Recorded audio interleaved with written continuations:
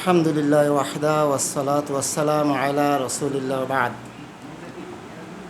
আউযু বিল্লাহি মিনাশ শাইতানির রাজীম। বিসমিল্লাহির রহমানির রহিম। ওয়াকালা তাআলা বাদিউস সামাওয়াতি ওয়াল আরদ ইযা ক্বাদা আমরান ফাইন্নামা ইয়াকুলু লাহু কুন ফায়াকুন। মান ইবতাদা ফিল ইসলামি বিদআ ইয়ারা আল হাসানা জামা আন্না মুহাম্মদ সাল্লাল্লাহু আলাইহি ওয়াসাল্লাম খিয়ানাত রিসালা লিআন্না আল্লাহ ইয়াকুল আল ইয়াওমা আকমালতু লাকুম দীনাকুম। শুকর করছি সেই মহান মনিবের দরবারে, যিনি মেহেরবানি করে দয়া করে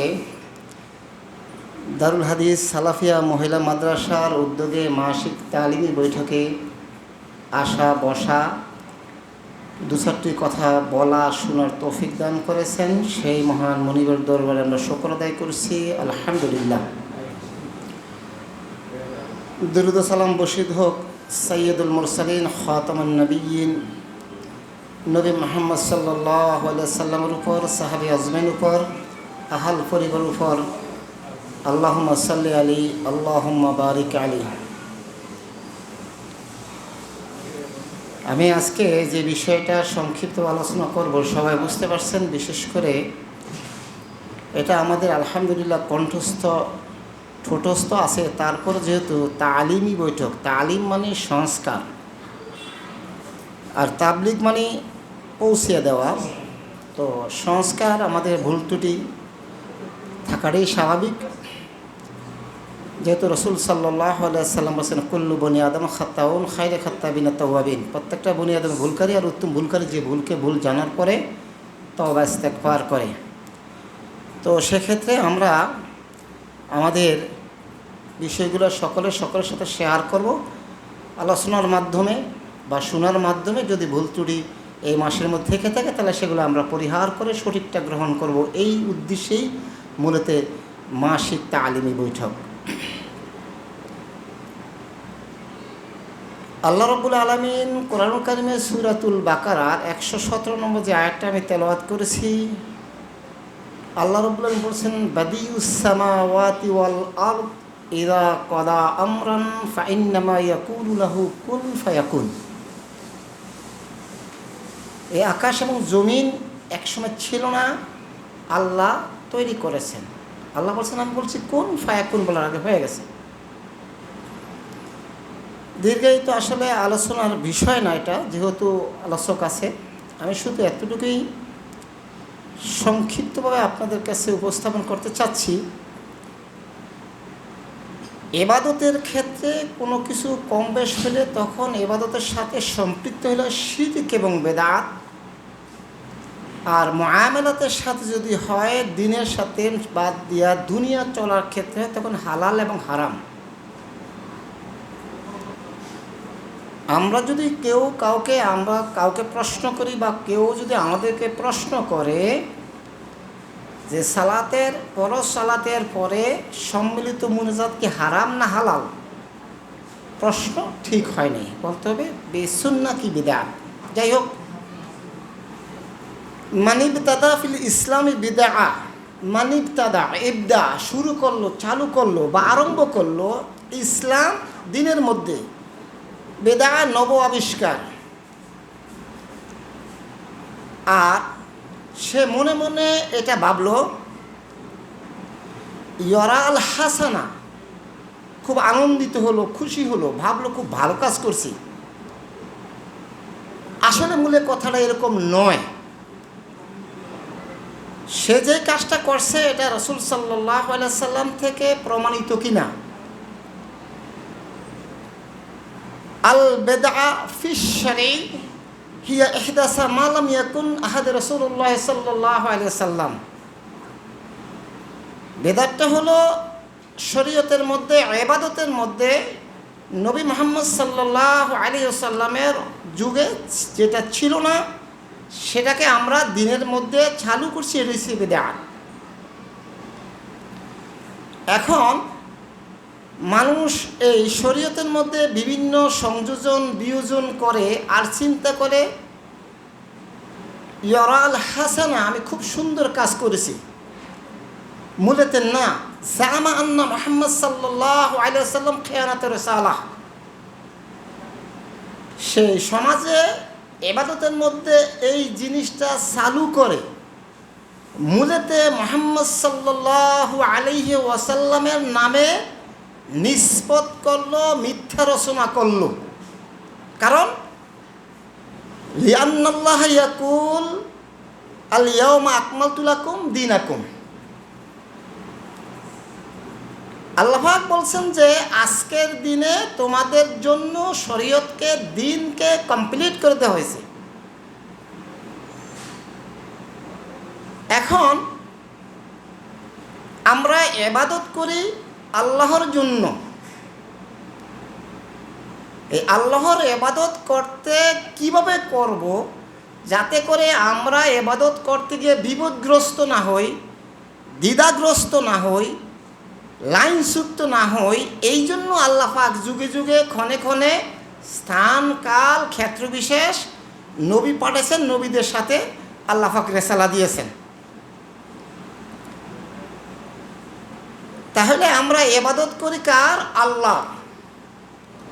আর ওই ইবাদতের সিস্টেম নিয়ম আমাদেরকে বাতিয়ে দেওয়ার জন্য আল্লাহ রাব্বুল আলামিন আল্লাহর মনোনীত নবী রাসূল পাঠাইছেন, যাতে করে আমাদের সামনে কিভাবে স্পষ্ট ইবাদত করলে আল্লাহ রাব্বুল আলামিন সন্তুষ্ট হবেন এবং আমাদের ইবাদতটাকে কবুল করবেন। এই জন্য আল্লাহ রাব্বুল আলামিন নবী পাঠাইছেন। যদি নবী না পাঠাইতেন, যদি রেসালা না দিতেন, তাহলে কিয়ামতের মাঠে আমাদের জন্য একটা সুযোগ থাকতো আল্লাহর কাছে আর্গুমেন্ট পেশ করার, একটা অভিযোগ পেশ করার, যে আল্লাহ আপনি তো বলছেন ইবাদত করতে, তো এরকম তো গাইডার পাই না, কেমনে ইবাদত করবো, যেমনে মন চায় এমনি করছি। আল্লাহ রাব্বুল আলামিন আমাদেরকে তখন মাফ করে দিতেন। কিন্তু নবীকে আল্লাহ বলছেন ফাত্তাকিল্লাহ ওয়া আতিউন, তোমরা আল্লাহকে ভয় করো, আমার নবীর অনুসরণ করো। তো আল্লাহ পাক এখানে যে বলছে আল ইয়াউমা আকমালতু লাকুম দীনাকুম, আমি দিনকে, শরীয়তকে কমপ্লিট করে দিয়েছি। এখানে কোনো কিছু সংযোজন বিয়োজন করার কোনো সুযোগ নাই। সংযোজন করলো বিপদ, বিয়োজন করলো বিপদ। সংযোজন করলেও নবীর নামে নিসবত করা হবে, বিয়োজন করলেই নবীর নামে নিসবত করা হবে। নবীকে কি হবে? বলা হবে নাউযুবিল্লাহ, নবী খেয়ানত করছে, খেয়ানাতুর রিসালা, নাউযুবিল্লাহি মিন যালিক। কিন্তু আসলে দুর্ভাগ্য হলো, সত্য কথা, এই বিষয়টা আমরা অতটুক গভীরে নেই না। না নেওয়ার কারণে আপনার সাথে আমার সাথে একটা পার্থক্য, মৌলিক পার্থক্য আছে। আপনিও কোরআন হাদিসের কথা বলেন, আমরাও আলহামদুলিল্লাহ কোরআন হাদিসের কথা বলি। আমরা অনেক সময় কথা বলি যে আমাদেরই ভাইয়েরা বলে যে আমরা আহলুল হাদিস সালাফি বলা যাবে না। ভাই আহলুল হাদিস এবং সালাফি মূল হচ্ছে যে মৌলিক পার্থক্য, কর্মের পার্থক্য। ভাই কেউ উকিল, কেউ শিক্ষক, কেউ ডাক্তার। এখন ভাই আপনি যদি ডাক্তারকে উকিল বলেন, উকিলকে ডাক্তার বলেন, এটা একটা ওনার সঠিক কর্মের নামটা বলা হলো না। এই যে ডাক্তার বলতে হবে, যে উকিল তাকে উকিল বলতে হবে, যে শিক্ষক তাকে শিক্ষক বলতে হবে। এটা তো তার পরিচয়, লকব। এই জন্য বলা হচ্ছে আল বিদআতু আহাব্বু ইলাল ইবলিস মিনাল মাআস, লিআন্নাল মাআসিয়াতা ইউতাবু মিনহু, আল বিদআতু লা ইউতাবু মিনহু। বিদআতটা শয়তানের কাছে এত প্রিয়, অন্য কাবিরা গুনাহ বা শিরক বা কাবিরা গুনাহ হোক, চুরি হোক, ডাকাতি হোক, এত ভালোবাসে না শয়তান। কারণ যেই ধর্মের হোক না, যেই অনুসারী হোক, হিন্দু, বৌদ্ধ, খ্রিস্টান, মুসলমান, আহলুল হাদিস, সালাফি, হানাফি, মানে সবাই জানে চুরি করা অন্যায়, জেনা করা অন্যায়, হারাম করা অন্যায়, গালি দেওয়া অন্যায়। কিন্তু শয়তান একটা রাস্তা বেঁধে নিছে, সে রয়েছে শরীয়তের মধ্যে কম বেশ কিছু করে ঢুকে দেওয়া। এই জন্য বলছে আল বিদআ আহাব্বু ইলাল ইবলিস মিনাল মাআস। ইবলিসের কাছে সবচেয়ে প্রিয়, গুনার চেয়ে সবচেয়ে প্রিয়, সবচেয়ে মজা মানুষকে পথভ্রষ্ট করতে শেষ হয়েছে বিদআত। কেন? লিআন্নাল মাআসিয়া ইউতাবু মিনহু, কারণ একটা লোক যখনই সে হারাম করে, চুরি করে, একটা কাবিরা গুনাহ করে, বা চলতে গিয়ে কাউকে গালি দিয়ে দিল, বা একজন শাকায়াত করলো, এই মোবাইলের মিস্টার ফেসবুক শরীফের মধ্যে একজনকে গালি দিয়ে দিল, পরক্ষণে তার এই মাইন্ডসেট কাজ করলো আমি অন্যায় করছি, এটা আসলে উচিত না, কারণ আমার দলের সাথে আমার মনের সাথে নাও মিলতে পারে, সব যে মিলবে তা তো না, ভুল থাকতেই পারে, কিন্তু আমি তাকে গালি দিলাম কেন? আস্তাগফিরুল্লাহ, আল্লাহ তুমি ক্ষমা করে দাও। কিন্তু সে কখনো না কখনো তওবা করার সুযোগ পায়, কিন্তু বিদআত থেকে সে তওবা করার কোনো সুযোগ পায় না। এই জন্যই, কারণ সে বিদআত করেই সওয়াবের আশায়, সে বিদআত করেই কল্যাণের আশায়, সে বিদআত করেই যে জান্নাত আল্লাহ পাকের নৈকট্যের হাসিলের আশায় এবং নবী মুহাম্মদ সাল্লাল্লাহু আলাইহি ওয়াসাল্লামের শাফায়াতের আশায়। এই জন্য বলা আছে ইন্নাল্লাহ হাযাবাত তাওবাত আন কুল্লি সাহিবিল বিদআ হাত্তা ইয়াতাদা বিদআ, নিশ্চয়ই বিদআতকারীর তকদিরে তওবা জোটে না, কারণ সে যে কাজটা করতেছে সে কিন্তু সওয়াবের আশায়, আল্লাহ পাকের নৈকট্য হাসিলের আশায়, নবী মুহাম্মদ সাল্লাল্লাহু আলাইহি সাল্লামের শাফায়াতের আশায় কিন্তু কাজটা করতেছে। আমি মনে হয় গত সপ্তাহে না কোন এর আগে সাথে জুমার আসলে এই কথাটা বলছিলাম এক জায়গায়, একজন বিদআতকারী মৃত্যুর আগে তার সন্তানকে, তার আহাল পরিবারকে সে ডেকে এই নসিহা করে, ধরে নেন যে বাবা আমি তো এই কাজটা চালিয়ে গেছি, যেমন আপনি ধরে নেন পীর সাহেবের যে সিলসিলাটা, এটা এখন তো পীর সাহেবের সিলসিলা হয়ে গেছে, কোনো শিক্ষাগত যোগ্যতা দরকার নেই, বাপ পাইছে, দাদা পাইছে, নাতি পাইছে, পুত্রী পাইছে, বাবা তুমি এটা ধরে রেখো। কারণ এবং বাপ মারা গেছে, 40 করছে, হয়তো বাবার অর্থনৈতিকের অবস্থা দুর্বল ছিল, ছোট করে করছে, বলো বাবা আমার তো পয়সা টাকা ছিল না, আল্লাহ এবং তা তৌফিক দেয় নাই, বাবা তোমাকে তো আল্লাহ পয়সা দিয়েছে, আর পয়সা দিয়ে তুমি একটা উঠতি বয়স, যদি তোমার কাছে পয়সা তাহলে বড় করে 4-5টা গরু দিয়ে আমার নামে একটা মেজজাদি করো, প্রয়োজনে ভারত থেকে বা পাকিস্তান থেকে ওটাই না জবাই করো। তার উদ্দেশ্য, তার মাকসাদ, সে যা করছে ভালো করছে। এই জন্য শয়তান সিলেক্ট করছে, নির্ধারণ করছে যে আমাকে বেদাতের রূপে স্টাবলিশ থাকতে হবে, আমি এটারই শ্রম দিই, কারণ এইসব হারাম, চুরি, জেনা, ডাকাতি এগুলো সে এত একটা গ্রহণযোগ্যতা দিবে না। এই জন্য, কারণ সে প্রত্যক্ষ এবং পরোক্ষভাবে সে বুঝতে পারবে, জানতে পারবে যে এটা অন্যায় কাজ, এই অন্যায় থেকে তাকে ফিরে আসতে হবে। তো সুতরাং আমাদের এই মাসিক তালিমি বৈঠকের যেই কথাগুলো এখন আমি বললাম, এই কথাগুলো আমরা সকলে আলহামদুলিল্লাহ জানি, কারণ আমাদের মূল মাকসাদ, আমাদের মূল উদ্দেশ্য, আমাদের মূল চিন্তাধারা হলো সমাজে কিভাবে বেদাত এবং শিরিককে ভেনিশ করা যায় এবং তাওহীদ এবং সুন্নাহকে প্রতিষ্ঠিত করা যায়। কাজেই মাদ্রাসা, মসজিদ অভাব নাই। যেমন মনে করেন মসজিদ হলো ইবাদতের জন্য, ইবাদতের সহায়ক, সালাতের যেটা আমরা জায়নামাজ বলি, যেটাকে বলা হয়, যেটা মুসাল্লা, এটা হলো নামাজের জন্য, এটা নামাজ নয়। আমি গতকালই মনে হয় এক জায়গায় আলোচনা করতে গিয়ে কথা বলছিলাম যে ইবাদত আর ইবাদতের জন্য দুটো কিন্তু এক কথা নয়। যদি আপনার দুটো এক কথা করেন তাহলে সমাজে আর বেদাত বলতে কিছু থাকে না। কারণ নবী মুহাম্মদ সাল্লাল্লাহু আলাইহি সাল্লামের মসজিদ ছিল খেজুর পাতার, চতুর্দিকে মাটির দেওয়াল ছিল।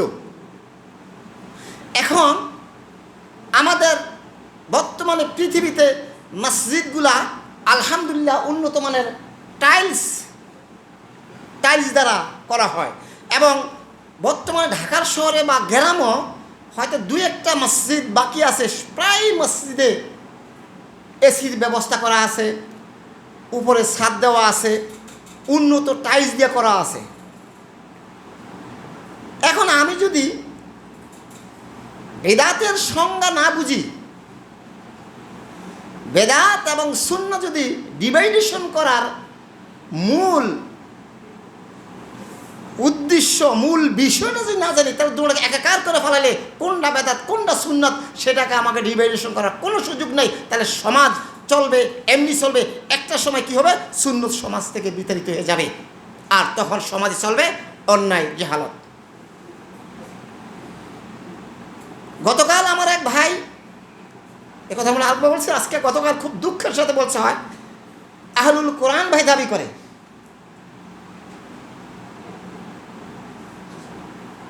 আহলুল কোরআন দাবি করে, উনি এমন একটা কথা বলছে,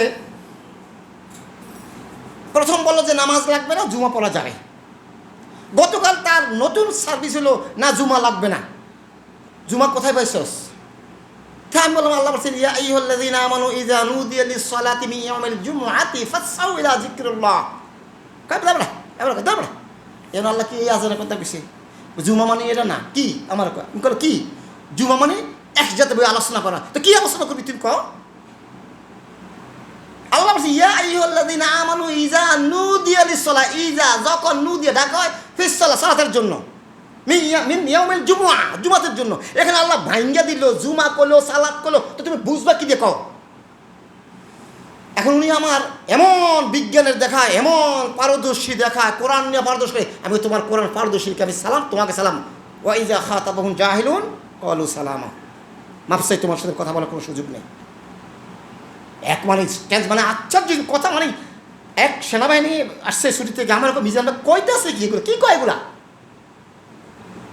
দেখেন ইসলাম এখন সেরকম নেই, মানে দৃঢ়তার সাথে বলে যে অমক কোরআনের এত অভিধান বুঝে, গ্রামার বুঝে। তা আমি কই তোমার অভিধানের দরকার নাই, গ্রামারের দরকার নাই।